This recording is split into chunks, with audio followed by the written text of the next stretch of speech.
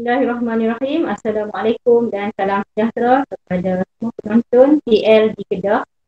Hai, sekali lagi saya Cikgu Syakira akan akan menyambung perbincangan tentang fasa kerja dan beberapa soalan yang berkaitan dengan fasa.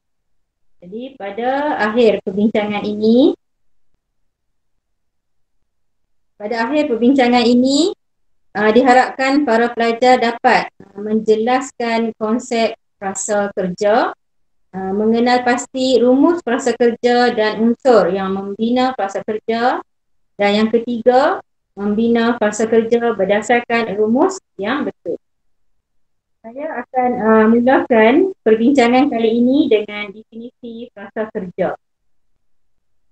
Frasa kerja ialah binaan yang terdiri daripada satu kata-kata atau lebih dengan kata kerja sebagai unsur intinya. Sebagai contoh, frasa sudah mengambil baju. Intinya ialah mengambil, iaitu golongan kata kerja. Contoh yang kedua, tinggal di Kedah. Tinggal merupakan intinya, iaitu golongan kata kerja. Di Kedah pula sebagai pelengkap bagi kata kerja tak transitif tersebut. Contoh yang ketiga pula ialah masih duduk. Intinya duduk, yang merupakan golongan kata kerja. Frasa kerja ini terbahagi kepada dua, iaitu yang pertama frasa kerja sebagai frasa kerja dengan objek, iaitu frasa kerja transitif yang memerlukan objek. Frasa yang kedua, frasa kerja tanpa objek, iaitu frasa kerja tak transitif. Frasa kerja tak transitif ialah frasa yang mempunyai objek. Objek bagi frasa kerja pula ialah terdiri daripada golongan kata nama ataupun frasa nama. Frasa kerja transitif terdiri daripada frasa kerja dengan satu objek dan frasa kerja dengan dua objek. Frasa kerja dengan satu objek mempunyai satu objek sahaja yang terdiri daripada kata nama atau frasa nama yang menjadi objek secara langsung, iaitu selepas kata kerja. Frasa kerja ini boleh menerima keterangan ataupun boleh menerima penerang. Contoh, ayat yang mengandungi satu objek, iaitu ibu menghidang air kepada ayah. Objek kata nama air diikuti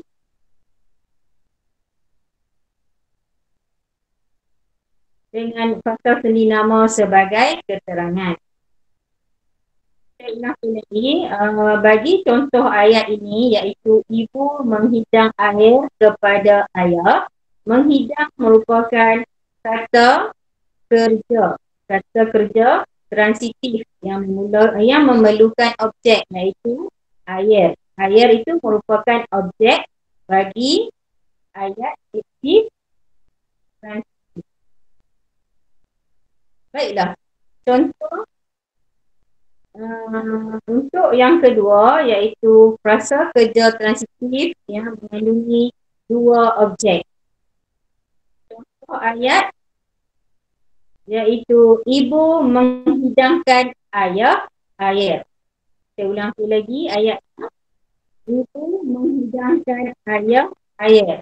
Ayah merupakan objek tepat, manakala air itu merupakan objek sifat. Jika kita lihat kedua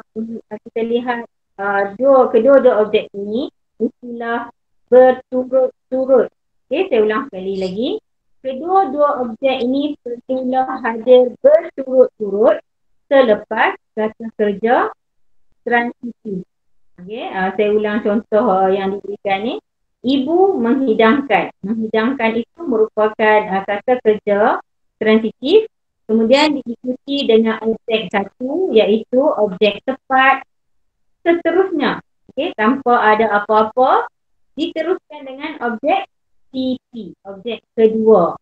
Jadi objek pertama dengan objek kedua itu uh, berturut-turut. Kata kerja transitif satu objek dan dua objek ni boleh dipasifkan. Seterusnya, mari kita lihat contoh soalan berdasarkan frasa kerja transitif objek. Okey, transitif objek, dua objek. Jika soalan ni kita lihat dia kendaki anda mengetahui tentang objek tepat dan objek sisi. Soalannya, yang manakah ayat yang predikatnya menepati binaan di atas? Okey, apakah binaan di atas? Mari kita lihat. Kata kerja transitif diikuti dengan objek tepat, seterusnya objek sisi dan frasa kerja.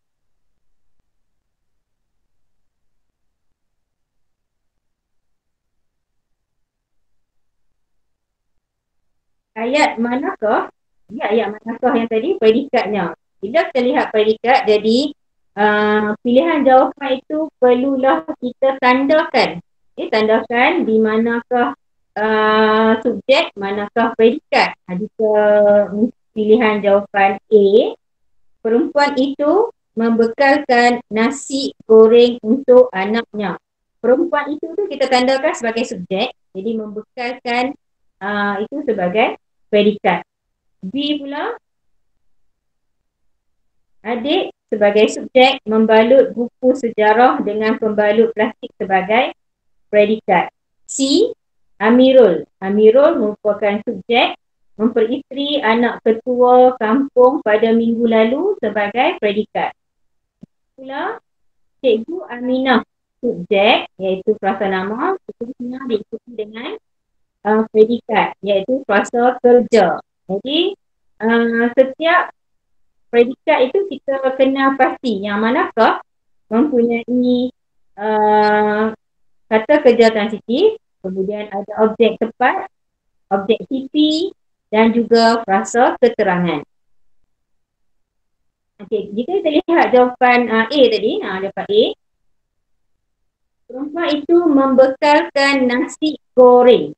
Nasi goreng satu objek, kan? Objek, ada satu objek saja. Kemudian dia ada untuk. Apabila objek pertama diikuti dengan kata sendi, maka itu bukan lagi diganti sebagai dua objek. Jadi bukan pilihan jawapan A. Pula, membalut buku teks sejarah. Okey, buku teks sejarah merupakan satu frasa saja, iaitu satu objek saja. Kemudian diikuti dengan pembalut plastik. Ini juga bukan objek tepat dan objek sisi. Pilihan jawapan C pula, memperisteri anak ketua kampung. Anak ketua kampung merupakan satu objek sahaja. Jika kita lihat frasa anak ketua kampung, anak itu merupakan inti, kemudian diikuti dengan penyerang. Jadi jawapannya juga bukan C. Jika kita lihat pilihan jawapan D, mengajari kami. Kami satu objek, bahasa Melayu lagi satu objek. Jadi dia ada dua objek di sini. Cikgu Aminah mengajari kami. Kami satu objek, saya ulang lagi. Kami tu objek pertama. Kemudian bahasa Melayu tu objek yang kedua. Sejak tahun lalu merupakan frasa keterangan. Jadi saya nasihatkan kamu semua ketika menjawab soalan ini, kena pasti betul-betul sama ada frasa nama yang diberikan itu merupakan satu objek ataupun dua objek. Ya. Jawapannya ialah D, iaitu objek yang pertama kami dan objek yang kedua bahasa Melayu.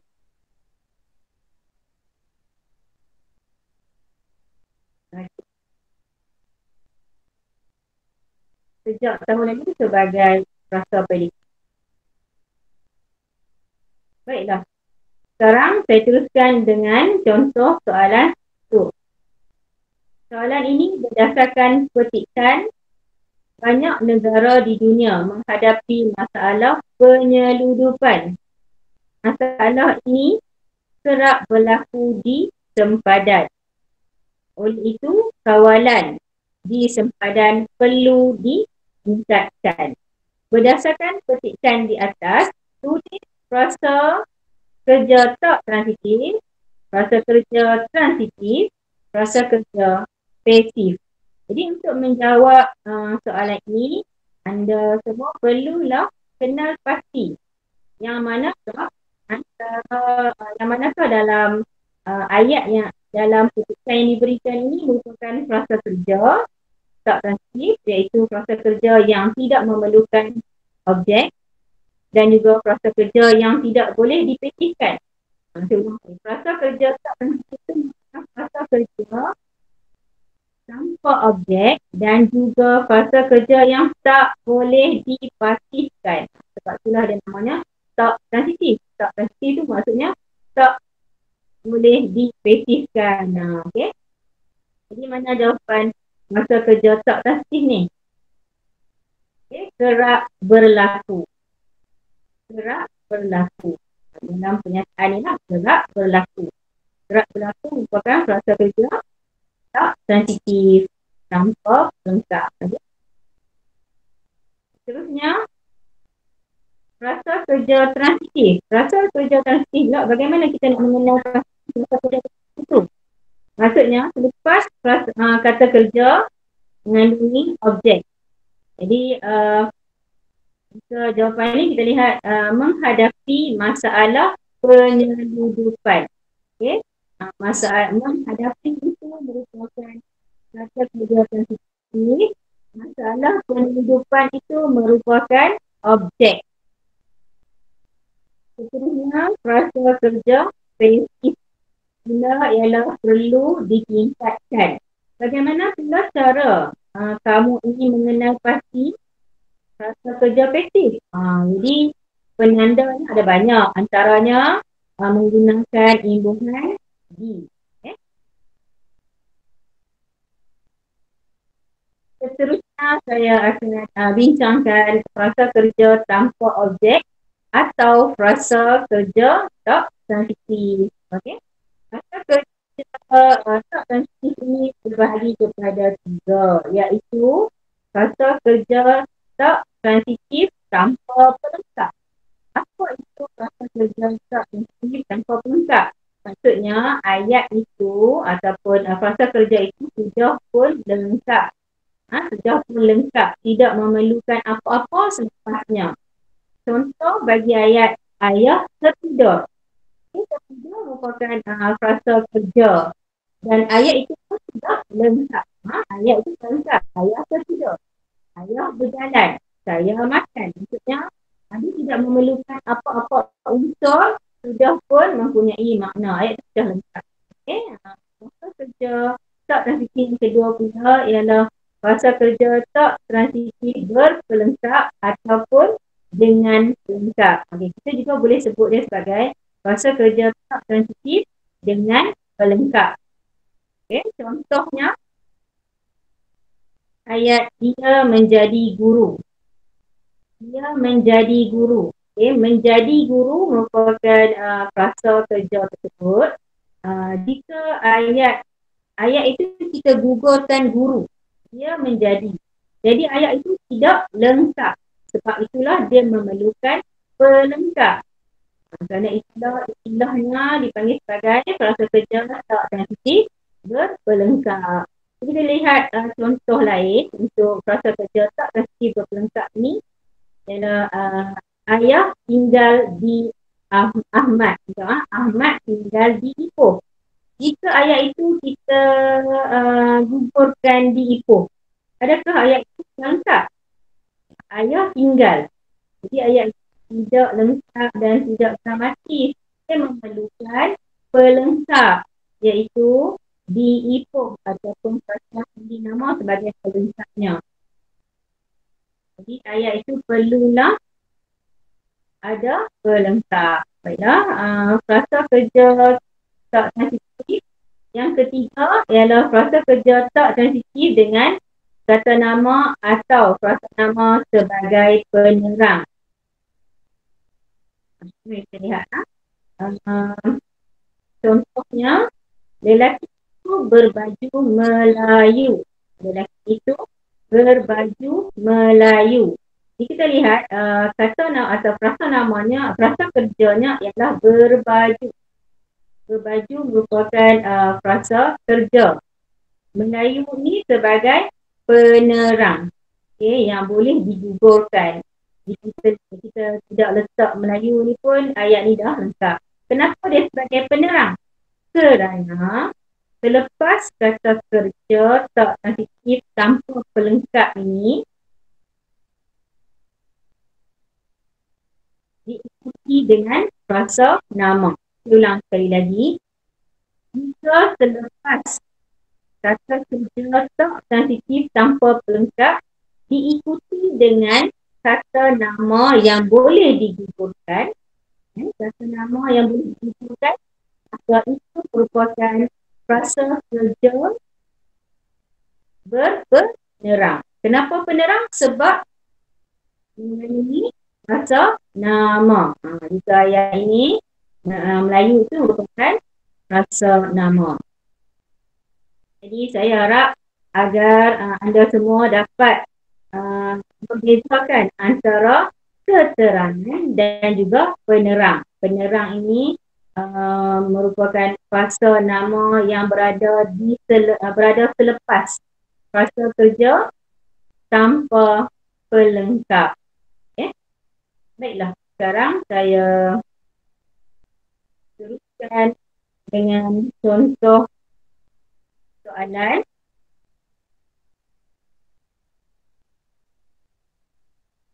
Contoh soalan objektif yang berkaitan dengan frasa kerja tak transitif.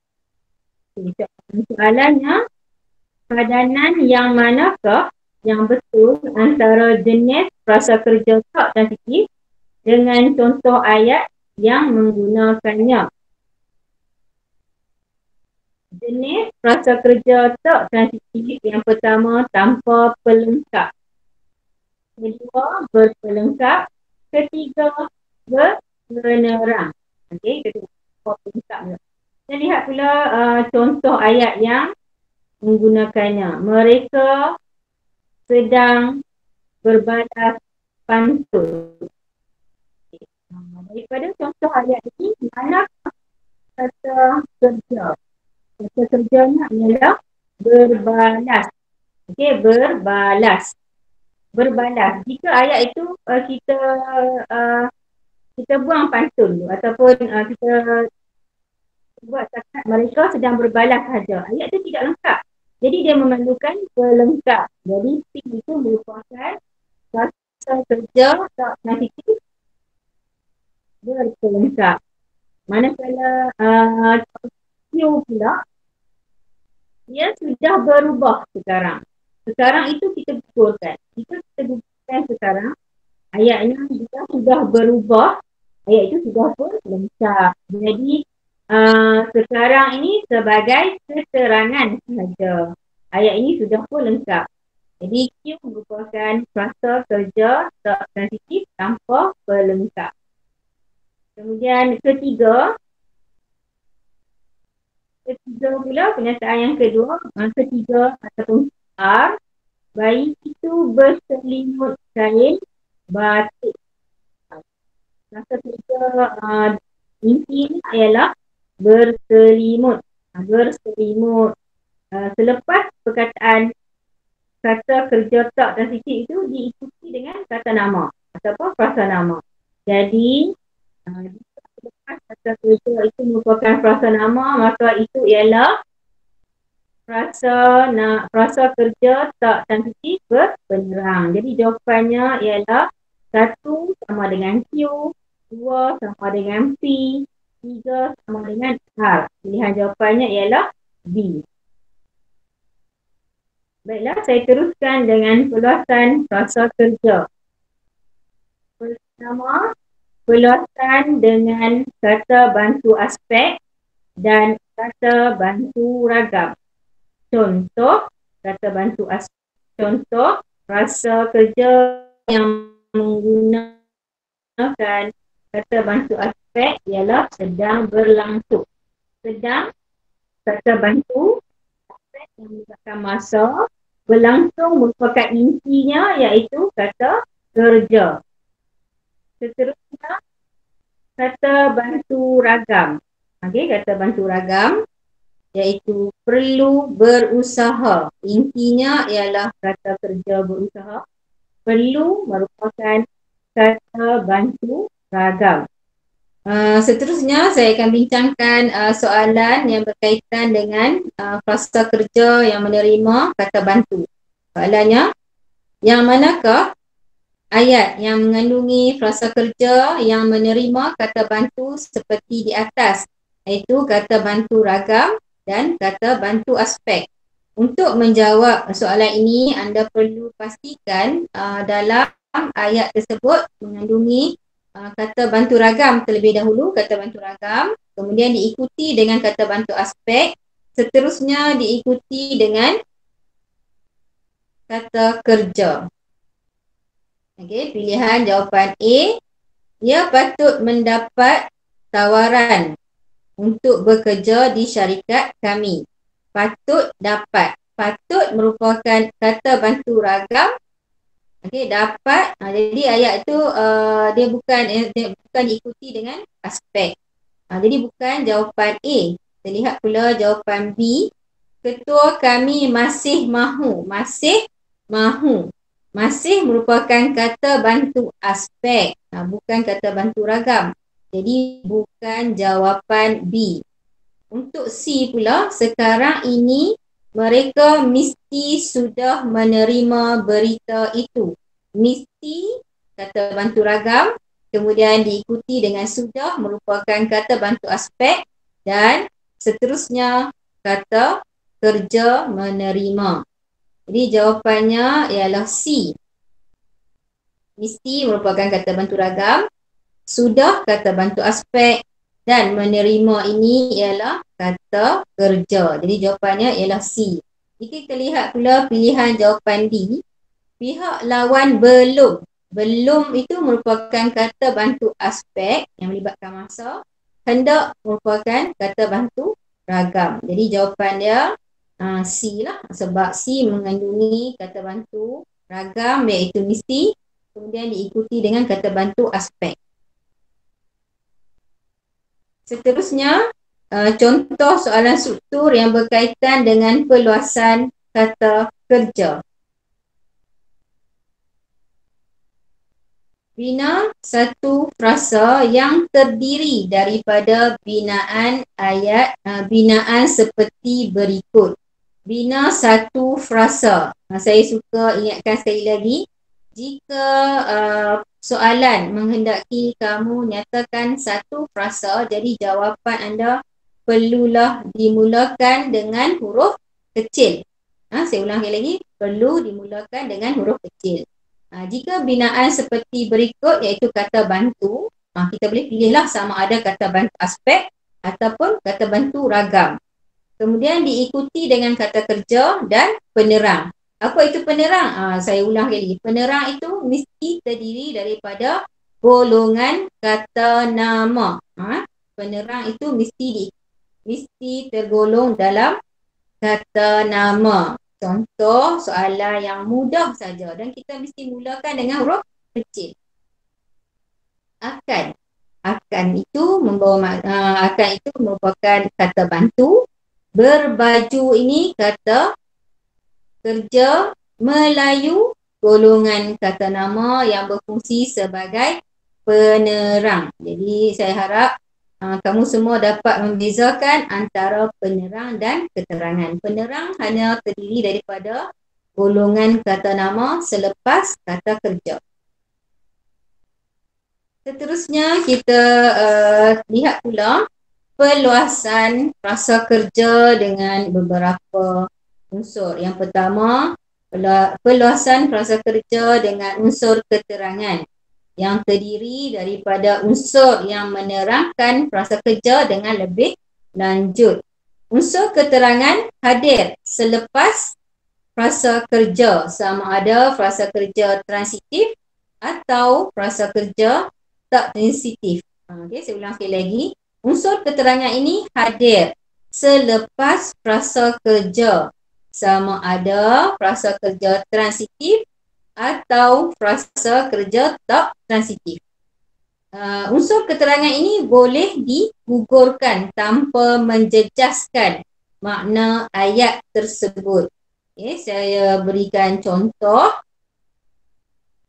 frasa berbelanja berhabis-habisan. Berhabis-habisan.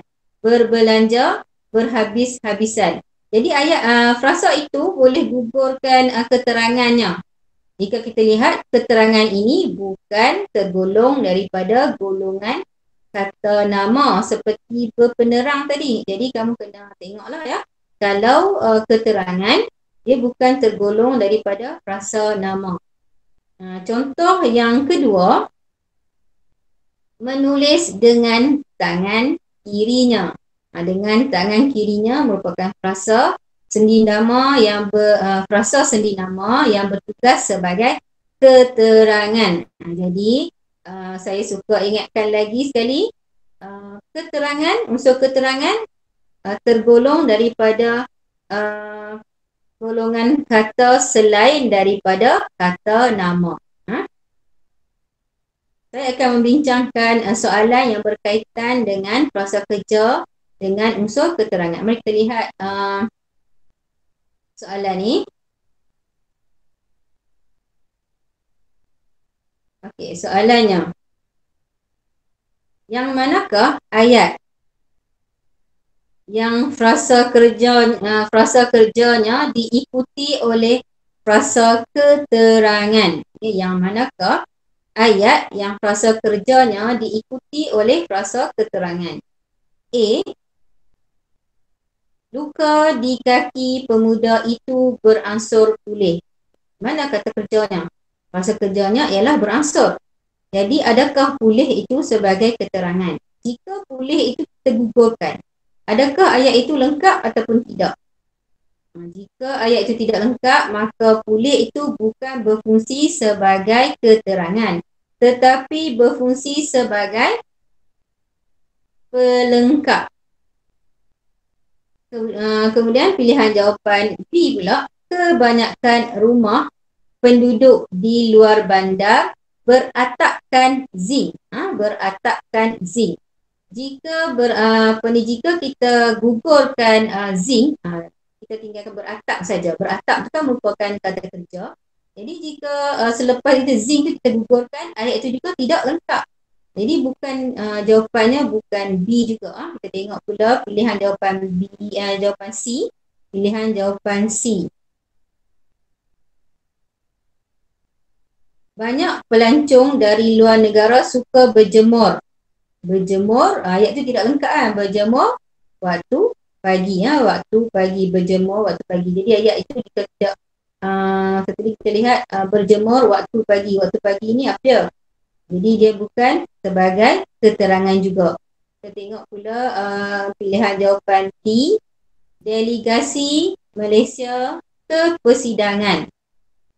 Okay, ke persidangan tentang dadah itu diketuai oleh Menteri Luar. Jadi pilihan jawapannya ialah D kerana mengandungi unsur keterangan iaitu tentang dadah itu diketuai oleh Perdana oleh Menteri Luar.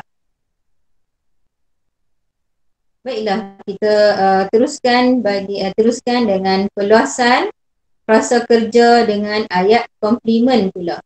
Frasa kerja bagi perluasan dengan ayat komplemen pula ialah frasa kerja yang menerima ayat komplemen untuk membentuk ayat majmuk komplemen. Contohnya, orang itu menafikan bahawa barang-barangnya telah hilang. Orang itu menafikan bahawa, menafikan itu merupakan kata kerja transitif, kemudian diikuti dengan kata hubung komplemen bahawa. Frasa ini boleh dipasifkan, Jadi bahawa barang-barangnya telah hilang ni boleh berfungsi sebagai objek, objek yang mengandungi unsur komplemen. Kemudian contoh yang kedua, Ibu Ali berpendapat bahawa sumbangan PIBG sekolah anaknya berkesan. Untuk ayat ini merupakan berpendapat merupakan frasa kerja tak transitif. Iaitu bahawa menafikan bahawa, berpendapat bahawa, kedua-duanya merupakan kata hubung komplemen. Dalam ayat ni bahawa itu berfungsi sebagai kata hubung komplemen. Maka ayat ini terbentuklah menjadi ayat komplemen, ayat majmuk komplemen. Soalan, ayat yang manakah frasa kerjanya menerima ayat komplemen? Ayat komplemen. Seperti saya terangkan tadi, ayat komplemen mengandungi kata hubung komplemen. Kita lihat A. Dalam pilihan A, televisyen dalam bilik saya. Tidak terdapat ayat majmuk komplemen. Dan ayat ini juga bukan ayat majmuk. Kita lihat pula pilihan jawapan B. NGO itu membuktikan bahawa haiwan liar di sini semakin pupus. Ayat ini merupakan ayat majmuk. Ayat majmuk yang kenapa dipanggil ayat majmuk? Ayat ini boleh terbahagi kepada dua, dan ini jelaslah mempunyai kata hubung komplemen, iaitu bahawa.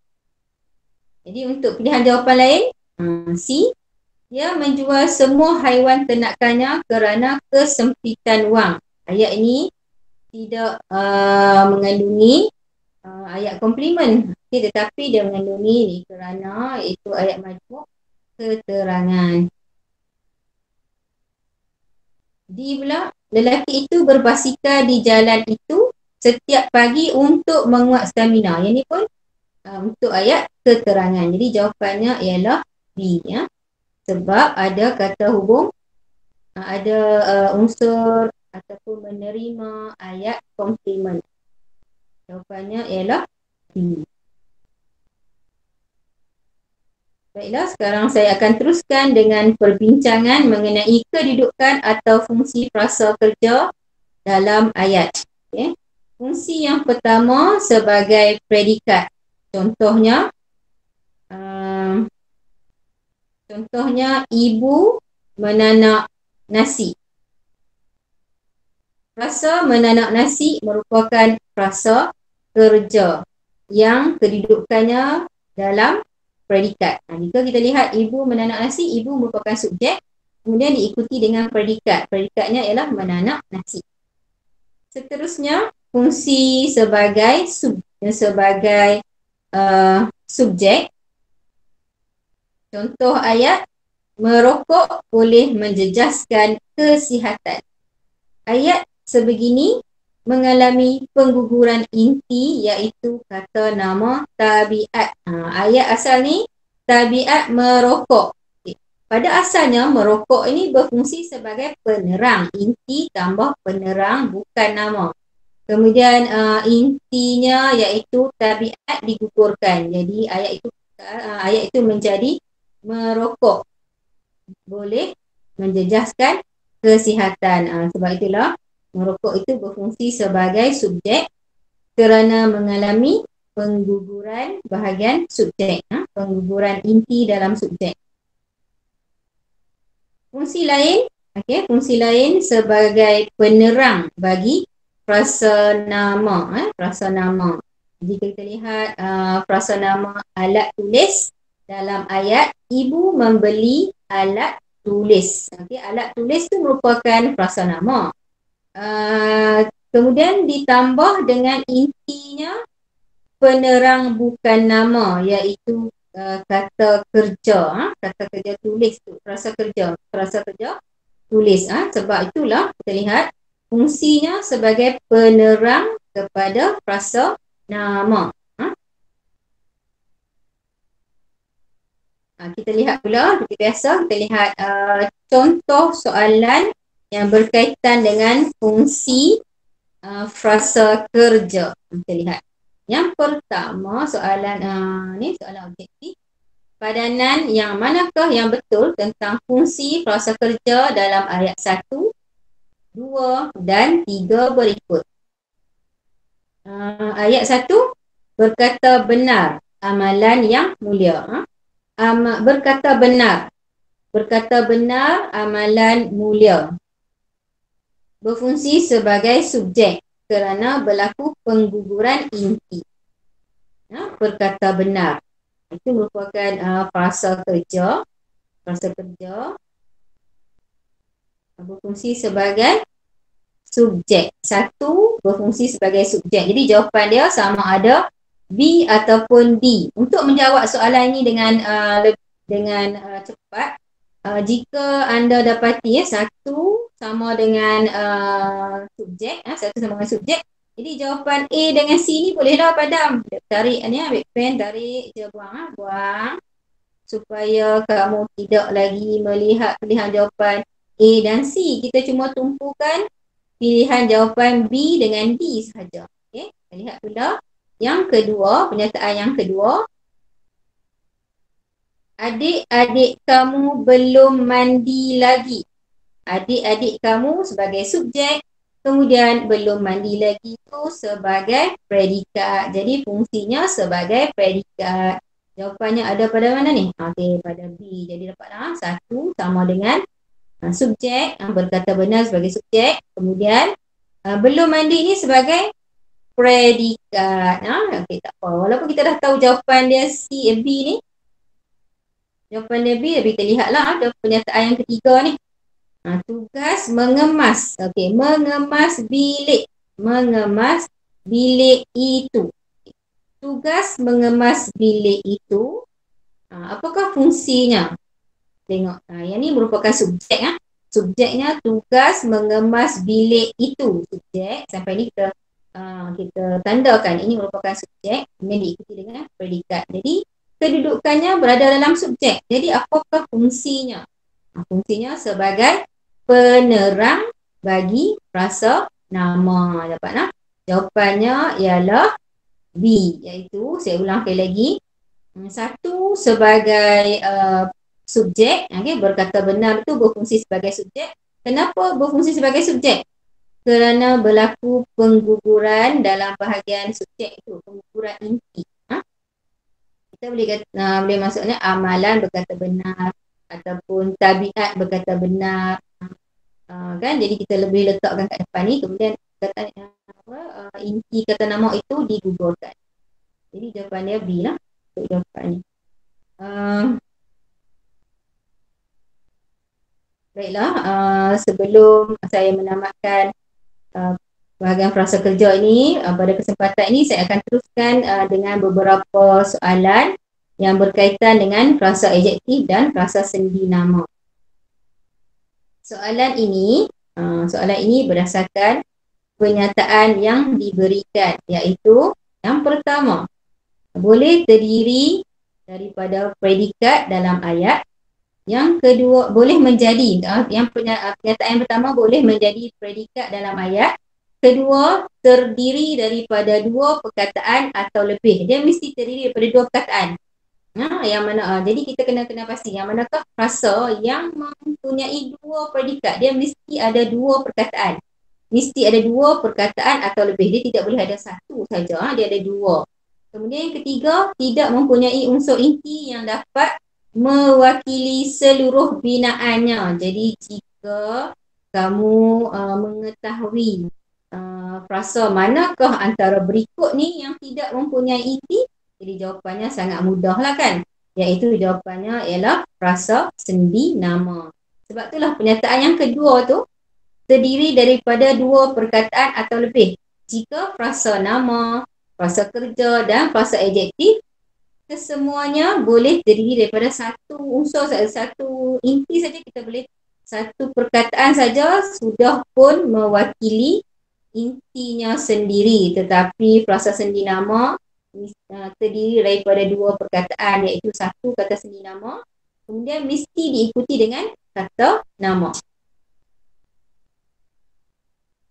Baiklah, kita lihat contoh soalan yang lain, iaitu contoh soalan frasa adjektif.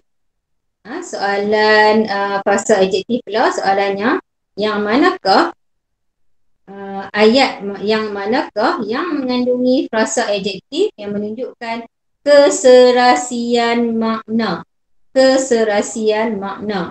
Kita tengok. Untuk menjawab soalan ini, anda perlu mengenal pasti frasa adjektif yang ada keserasian makna. A. Pahit manis. Adakah pahit manis ini merupakan keserasian makna? Pahit manis pengalamannya telah diceritakan. Pahit manis. Kita gariskanlah pahit manis tu, kita kena cari yang manakah antara berikut ni merupakan frasa adjektif. A tu pahit manis. B pula, Ali terkejut melihat Aiman yang kurus kering. Adakah kurus kering itu merupakan keserasian makna? Kurus kering. Jadi pilihan jawapan C pula, bajunya yang merah menyala. Merah menyala. Ini keserupaan ya, merah menyala itu menarik perhatian ramai. Jadi adakah frasa merah menyala itu menunjukkan keserasian makna? Dan yang ketiga, yang D, pilihan jawapan D. Pilihan jawapan D, suasana di rumahnya itu sunyi sepi apabila adik-adiknya tiada. Jadi frasa adjektif dalam ayat ini ialah sunyi sepi. Itulah sunyi sepi, sunyi dan sepi. Itu menunjukkan keserasian makna. Kedua-dua itu makna yang sama. Apa maksud keserasian makna? Makna sama.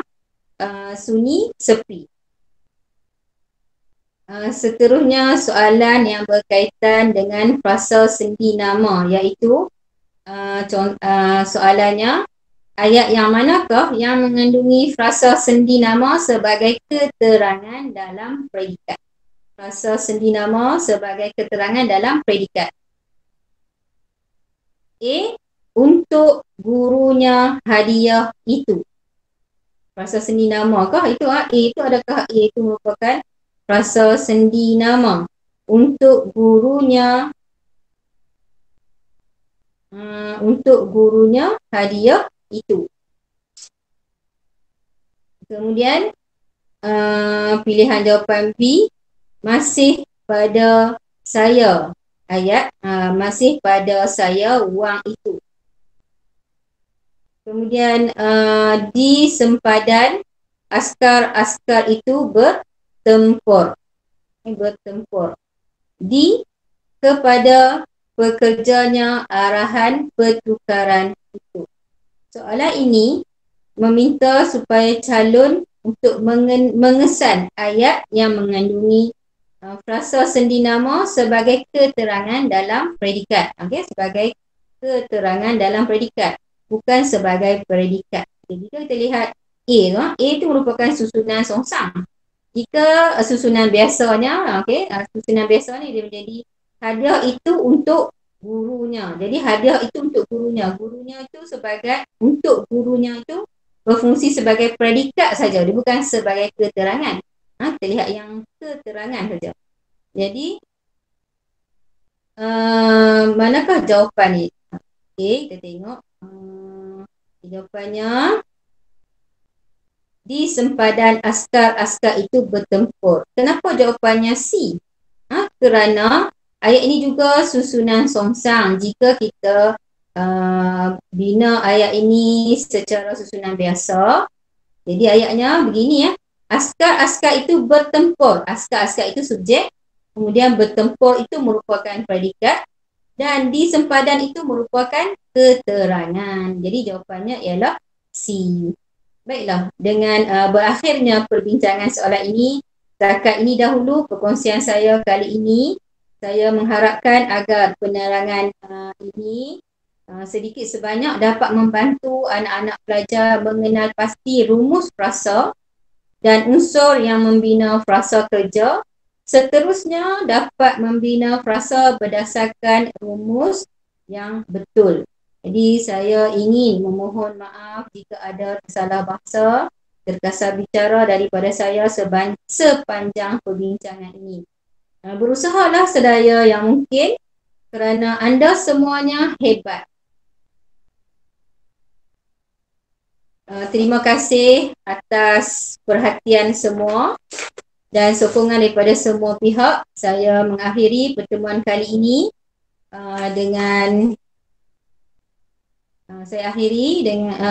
sebelum saya mengakhiri pertemuan ini, para penonton yang dikasihi sekalian, sila isi maklum balas program ini di pautan di bawah, iaitu pautan yang diberikan ini. Sekali lagi saya merakamkan jutaan terima kasih kepada semua pihak yang terlibat. Akhir kalam, wabillahi taufiq wa hidayah, wassalamualaikum warahmatullahi wabarakatuh. Sekian, terima kasih.